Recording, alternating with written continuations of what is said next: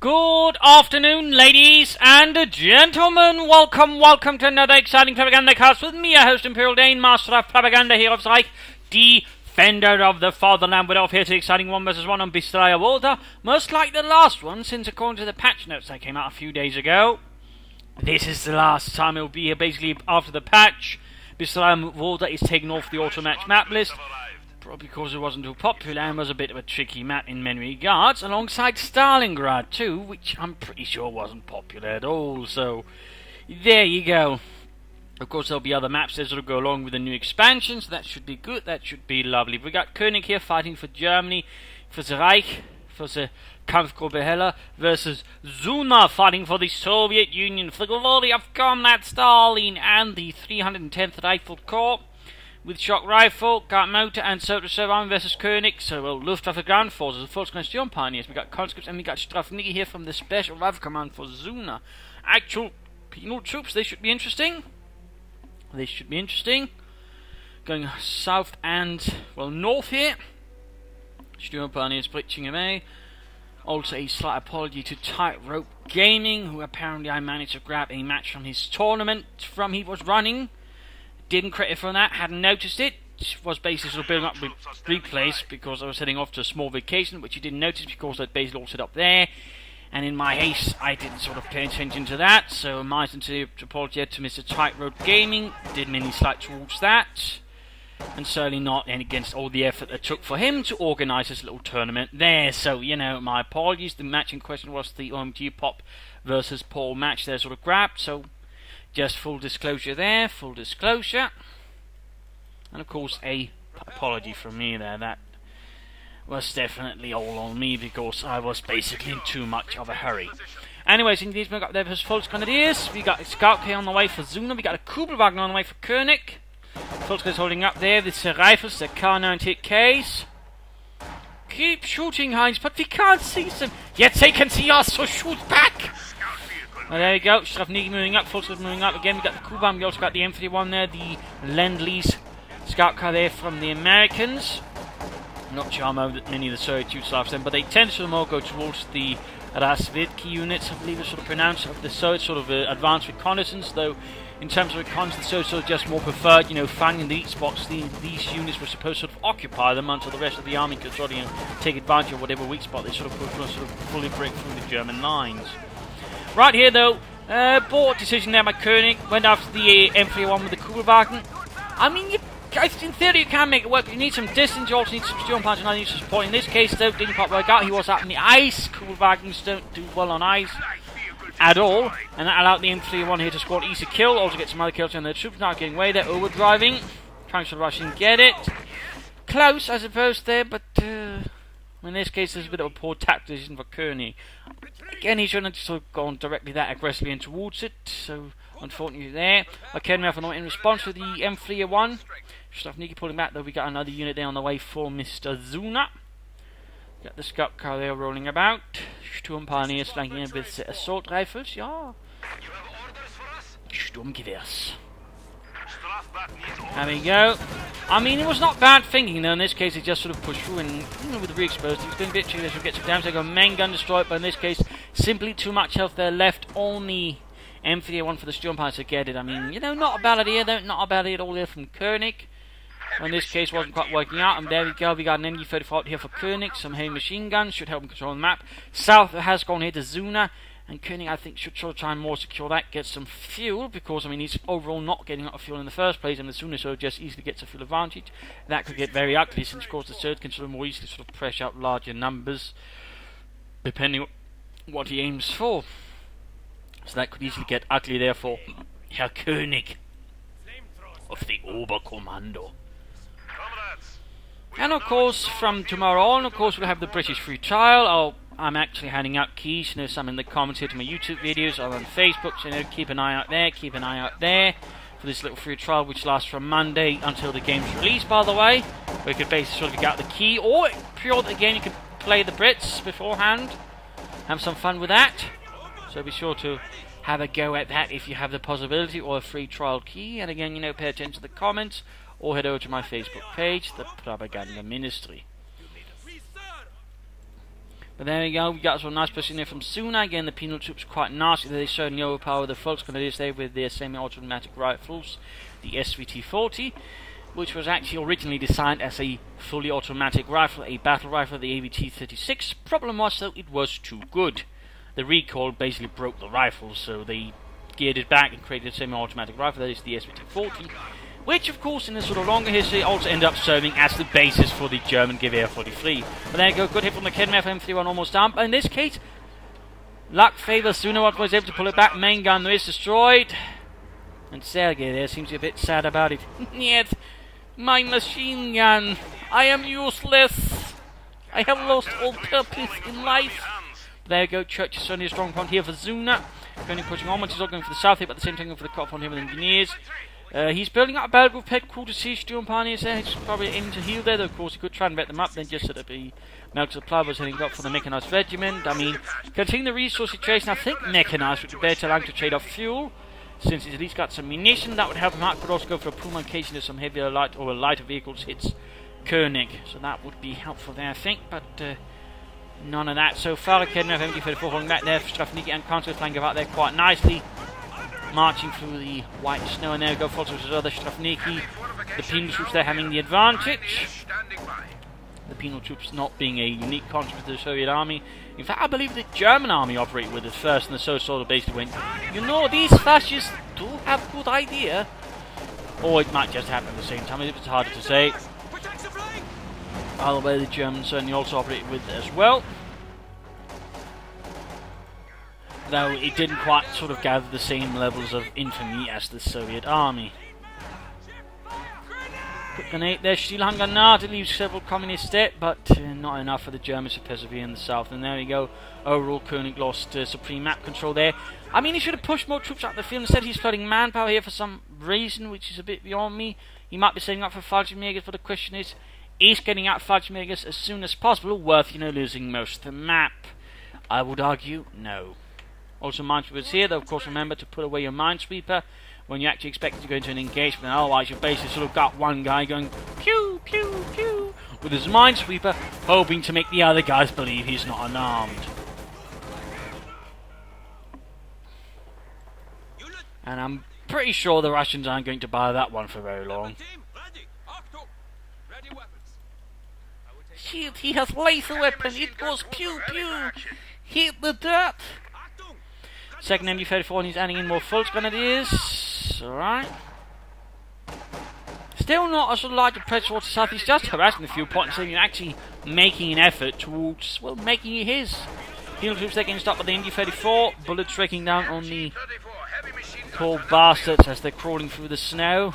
Can't be the most pleasant experience.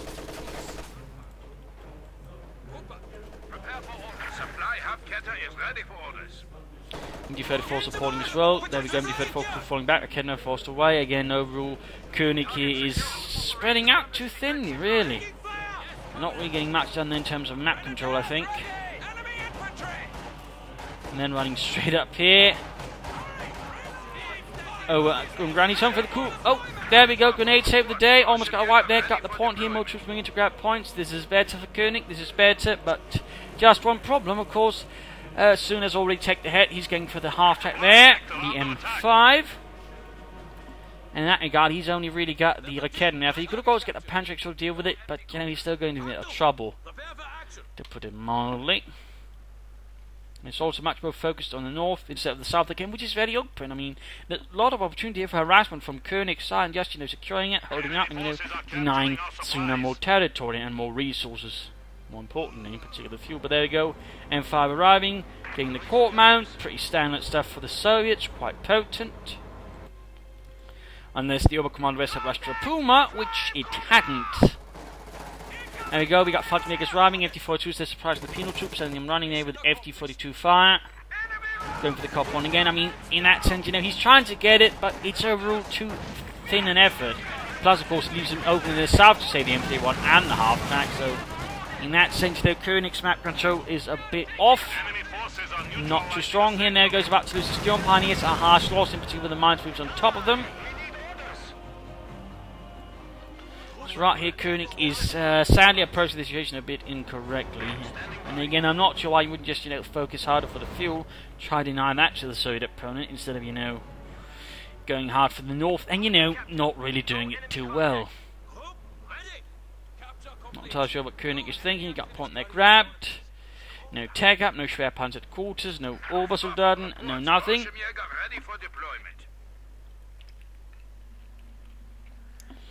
You got one Panzerschreck here for Koenig's Truppen. After they're moving up, blasting away at the church. 50 caliber rounds raking through the wooden walls. We are losing territory. Going for the second victory point there, Mr. Koenig. Fallschirmjägers, could consider doing something. Meanwhile, grabbing territory, repairing the M3A1. Good work. And Fulton's moving in, Koenig setting up, Panzerschrecks flying. Going to use Koenig to try and maybe get that M3A1. If Zuna is too slow. Could get it. Will he do it? No! Oh, damn, that was close. Counter suppressed. Still with that shoot force away. There we go. Another assault against the church. Nope. Simply not enough windows on this side, so the Russian infantry should easily be able to power the way through here, ensuring this position is not much worth anything really. An MG-34 would actually be pretty good if we cover a large amount of area. A bit of barbed wire to prevent more direct approaches would also be good. But there you go. Penal troops moving up. MG-34 just able to suppress them, but they at the same time able to get past here. And there we go. M31 moving up again. And a flank here got past the MG-34 there. Not good for Koenig, not good. Same time troops moving about there, troops held up here, Fallschirmjäger's not supporting. I'm guessing at this point might be a bit too much going on there. And there we go, MG-34 crew annihilated by the penal troop satchel charge. Definitely looking a bit rough there. Soon also beginning to float a bit of manpower here as to fight progresses.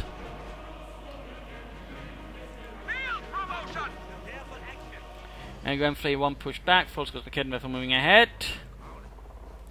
He's throwing quite a bit of manpower there. I mean, maybe throwing some more Fallschirmjägers, at least giving some kind of infantry advantage in terms of having more elite troops. Plus, with the Panzerfaust, they can sort of defend themselves against the lighter vehicles. So, that could be an idea there to consider for Herr Koenig. His men are crouched behind an old T-26 tank, I believe it is. Was it the BT-7? No, it's a T-26.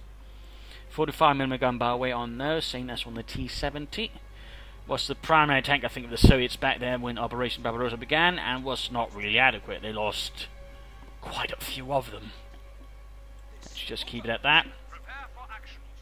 Okay, we have number 2 on the way. No Fallschirmjägers. What is he planning here, Herr Koenig? He's still not taking up these. Nothing really going on. No deeper responses. Zuna hasn't taken up either. Perhaps he's also unsure of what Koenig is planning here. And again, there's no real greater effort towards, gaining fuel and denying it to Zuna, who's just getting plenty of fuel. In particular, because Zuna is just thinking, well, I've already got plenty of fuel, I can just get even more fuel by building a fuel cache. In that sense, Zuna building upon his advantage, which is good. Sharp thinking there. Getting steel and pioneers there for Koenig. Certainly indicates he's getting a vehicle and not a mechanized regiment, but if he's not taking up, could it be he's planning for a Jagdpanzer? Not what I'd recommend. Zuna, though, really flooding a lot. At least he should consider getting up some more fuel caches. Also, doctor might be a good idea, just trying to take up, go for some T-34s and 76s. The options are plenty there for Zuna. Certainly more plentiful, I think, than for Koenig. Where are the Sturmpionier? Ah, they're running through there. Taking the muddy road there.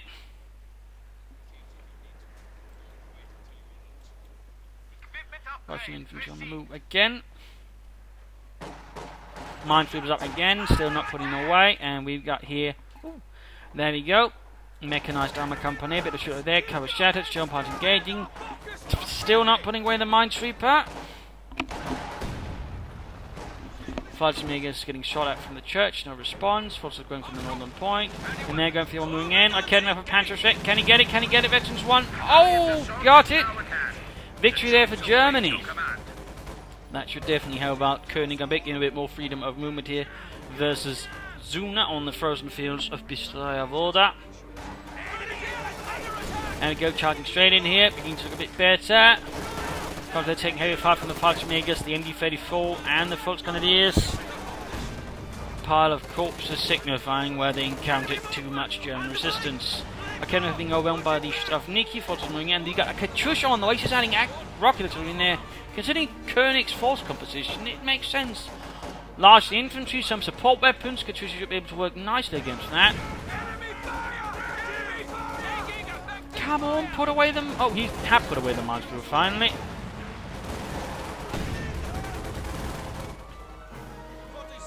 Sealing, reinforcing. What the devil is he planning? He's got 150, 600 fuel. I mean, at this rate, you know, he could have just sort of tagged up earlier, ages ago, and, you know, maybe got a Panzer IV. Well, not by now, but, you know, it's getting closer there. It's getting closer, particularly if you actually get the fuel point and hold it for any prolonged period of time. But again, the south just doesn't seem to exist here, and, oh dear, he's gone for the Yak Panzer IV. The Yak Panzer IV, and Zuna finally chooses the doctrine. It's going to be guards mode, having up guardsmen, heavy mortars, and of course the T-3045. And he's already got the building forge, that should work out nicely. The M13 Katyusha moving ahead, one of numerous Katyusha variants that existed. You had some mounted basically rockets on T-70 light tanks, little fun one there. Others featured much fewer rockets, but also much bigger rockets on the same truck. An American truck, anyways. Coming in there, forces need to fall back. Continued shooting. Yak Panzer almost done. He could consider another MG-34 to still try and help him hold territory here. I mean, the more he can minimise the mobility of the enemy infantry, I mean, that'd be better there for Koenig. It's actually time for the mid-game analysis. Current situation is, I mean, he's making some progress. The problem is the resource advantage is definitely Zuna's there with the fuel point, which he's had for ages. Plus, he's adding in more and more fuel caches, which is certainly only helping Zuna sort of build up for armour faster. You might not have as much infantry, and certainly the Fallschirmjägers, the MGs and such is making it a bit more tricky for sort of Zuna to gain an advantage there, but the light vehicles and the Katyusha will certainly help offset that, and throw in potentially any T-35 soon enough, and that will certainly be also an advantage there for Zuna. Koenig, while has a lot of infantry and support weapons, has also got a Yak Panzer, which the chances are looking slim there of sort of getting anything done. It certainly won't be helpful as the infantry. The T-35s it might have a chance with, depending on how Zuna plays them. I mean, if he plays them terribly, the Yak Panzer can pull it off. The problem is, again, with the fuel advantage, Zuna can also just get a lot of tanks and swarm the T-35 or the Yak Panzer, in which case it won't really be of much help. So that's definitely a bit of a dangerous situation there for Koenig. He definitely needs to get a truck up there. I think at this point, mechanized regiments, speed up resource production there, maybe get a flak half to help hold versus the infantry, get a Puma out, and, you know, sort of, you know, try to hold territory better, so try and go for the fuel point. He needs to focus on the bleeding fuel point and maybe the victory point. He needs to push forward, if possible. Oh, hang on. And if possible, deal with fuel caches as well. But he's really in a tricky and precarious situation, sort of, well, largely due down to his own sort of decisions here and there. So the situation is going to look rather not good. An additional MG-34 in the longer run would also be good, maybe 3. So try to sort of control the map, bleed down the infantry, you know, force the T-35 to do most of the work, giving him more chance to maybe sort of deal with it with the Yak Panzer before more tanks arrive, because again that's basically sort of the clock he's ticking against now. Several tanks, because at that point the Yak Panzer becomes of very little worth, unless of course Zuna doesn't know how to handle tanks, which Zuna does. So this is going to look pretty ugly unless Koenig sort of does the exactly right moves here. For Zuna, I mean, overall he's sort of played well throughout this, and he's overall got a sort of strong advantage, in particular resource-wise, so unless he does something really daft, I mean, chances are looking very much in his favour. Veteran 1 and the Fallschirmjäger, Strafniki killed. Yak Panzers like this one were largely sort of part of tank destroyer battalions, most have been either one sort of attached to a Panzer division. There's some would have sort of been more to the independent tank destroyer battalions, which could sort of be attached wherever needed across the front. That is the, well, Vormark. That was also the Alcat variant, which was actually used as a replacement tank, basically because it was too big and too clunky. So basically, so whoever needed a tank, it couldn't get a proper one, got the Panzer 470A sort of as a replacement tank. Some of them, I believe, handed up in the Panzer Brigade for those purposes. So a little fun fact there. In fact, several Yak Panzers like this one also would serve in the Panzer Brigades as a tank destroyer there. And there we go, overdriving straight into trying to get to the MD-34, not quite working out there. Can escape here? Nope. Yeah, Panzer got it. Target destroyed. And there we go, finally a bigger push for the south. Problem is he's just stalled here, so he needs to be sort of more, well, quick about it. Move his feet and all that. Yeah, Panzer IV there, falling back.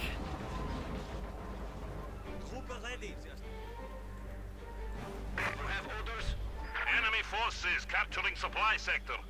Squad back to full strength. Go, Fallschirmjäger healing up, reinforcing. Needs to move the Panzer down to support the south here. Katyusha barrage, nice sort of short distance, increasing its accuracy by decreasing its scatter. Good job. Full retreat here, fire pit wrecked. Pushing northwards again. Yak Panzer doing, well, nothing. And there we go, Zuna's getting up the T-3045.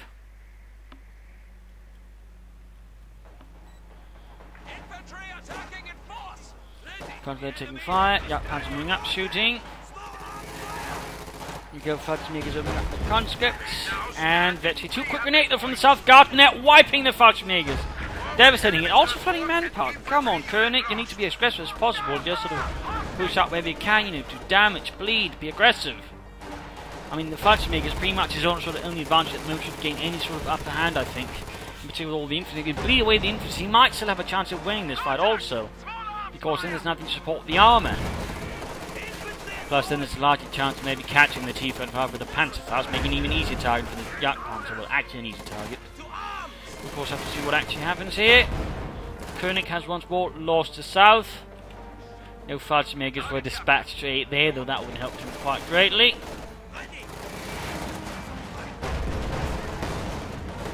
There we go, in the centre, Fallschirmjäger engage here with the T-35. Named after its 85mm gun. The result of, course, the T-34-76 and the T-34-57, which used a higher velocity but lower caliber gun. It was better against tanks than in the earlier stages of the war. Not a lot of them were produced then, I believe it was sort of, you know, dropped in the end. But it did exist.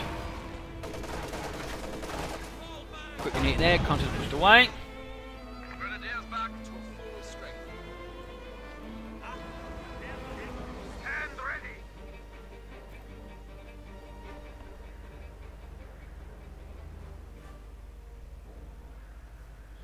Still flooding resources there, Mr. Zuna, at least manpower, also quite better munitions. Mines would be good, demo charges. Katyusha doing what it can to harass Koenig's movements and positions. Objective secure. Ready to prepare for counter-strike. Panzer here not doing too much, just waiting for its prey.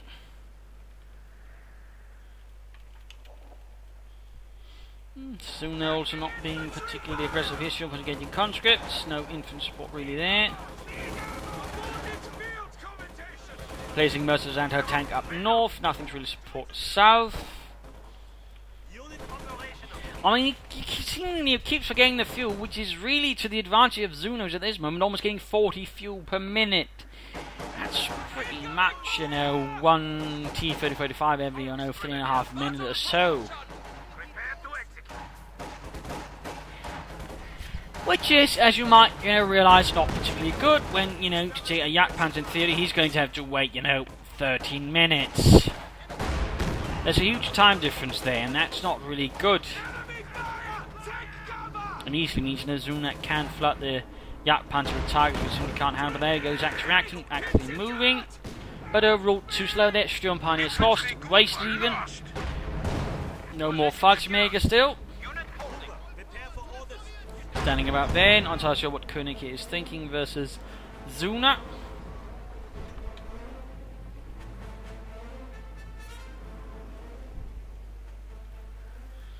Going for a few there, going for the munitions again.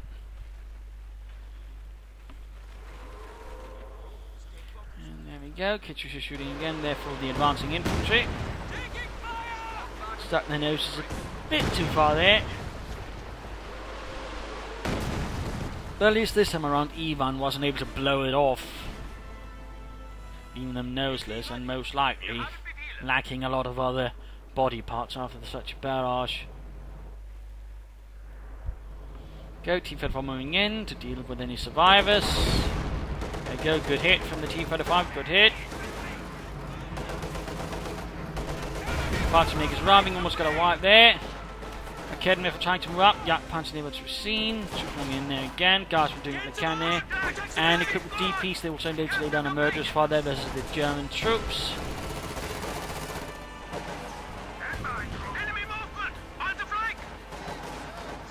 And that hit there on the T-35. Academy for getting himself in the exposed position to try and catch that T-35. Fighter makers can't cover. No MD-34, still flooding manpower. Come on, Koenig. Come on. Gun anti-tank rifle there, which I suppose is something. And like Koenig were lost. More fighter makers are arriving. Definitely think he needs another MD-34 here. Still no attempt at taking up there from Koenig. Go. Mark vehicle, I think there we go, off on the T-35, Yak Panzer anti-tank grenade. People moving in there, trying to get past it. Looks like the Yak Panzer's able to keep up pace there, and there you go. Another hit there, down to half health actually. Less than half. But he is forced away and gets away. So that, they're not really resulting much there for Koenig. I mean, he's making some progress. I suppose the T-35 won't make any sort of issues there soon. And we got a third fuel catch up for Zuna. Third one. He's definitely keeping up momentum there, building up more fuel. And there we go, we got a second T-35 there on the way for Zuna, while Koenig is still stuck with a single Yak Panzer, getting more. Storm Pioneers, still no tech up, still no armor. I mean, in theory, I suppose he could try and go for another Yak Panzer 4. Won't do much versus the infantry, might give him a slightly better chance versus the enemy armor.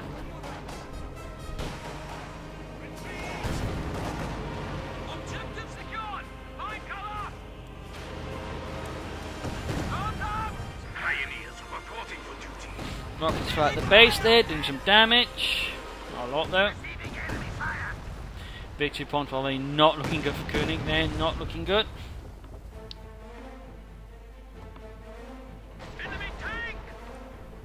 And another strike there from Soviet Army, but straight to Kedmev for here. Close victory, almost got it, almost got it. Too slow to turn here, having some trouble. The driver's drunk. And the Volksgunners with the Panzerx got them. Put. No survivors there. Sergeant Volkov and his crew has gone to the Great Soviet in the sky. Guardsmen engaging, surrounded by Volksgunners. There we go. Quick grenades to flash them out of cover. Make them easy targets. Well, oh, good hit with a Panzerx there, Dieter. Yak Panzer doing nothing. T-35 heading out. Guardsman pushed away.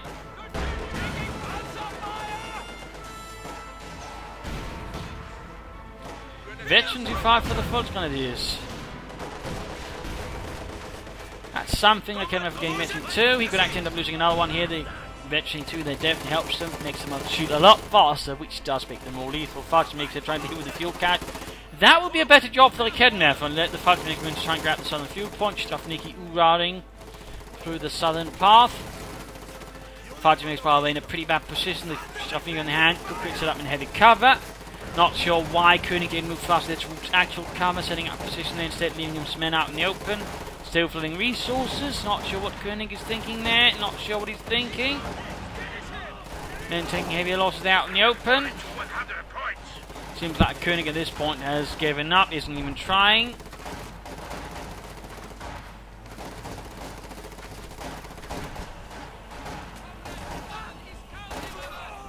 Yeah. Lost a squad of infantry. Looks like he realised he might have made some larger mistakes and has lost this fight. Yak Panzer 4 included amongst those mistakes. 75 points remaining. Tactical adjustments need to be made. Well, there we go, something actually retreating. People could hunt it down and deal with it, but will not.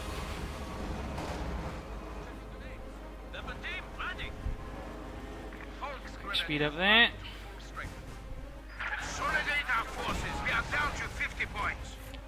And there we go. Game over. Koenig surrenders, having realised he's lost him. And overall, his losses came down to partly, again, why also maybe this map just isn't good. Again, there's only one fuel point. But, that rather makes it more important for some reason. Koenig rather treated it as being absolutely unimportant, giving Zuna a huge fuel advantage. That was one of the big mistakes. The Kubelwagen handling didn't help him either. And there are definitely other tactical mistakes there. Overall, he spread himself out too thinly several times. And so on. I mean, he didn't play his Doctor too well as well. I think he would benefit from more MG34s at all times, but that never quite happened either, which also allowed Zuna to operate what he had, a lot more safely and a lot more smoothly. So there were definite problems there as well from Koenig, who could have benefited from mines.